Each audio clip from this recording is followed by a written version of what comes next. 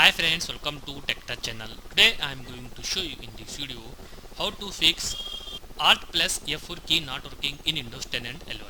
So before we start the video, please subscribe my channel for more latest video. First of all, you have to go register editor. For that you need to type register editor. You can see here register editor. Click on register editor. Click on as. In this you select HKEY current user.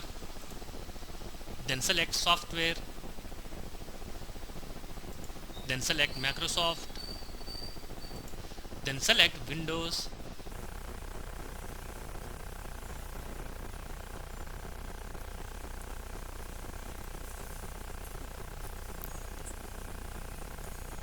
then select current version.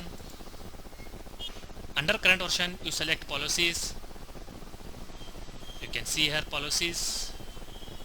Right click here, click on new, then select here 32-bit value, then type here now in keys, then right click, click on modify. Here you type value data 0, then click on OK. After doing this, restart your PC or laptop, fix your problem.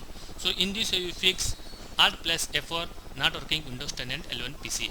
Thanks for watching friends. Hope like this video. If you like this video, please like, share and don't forget to subscribe my channel.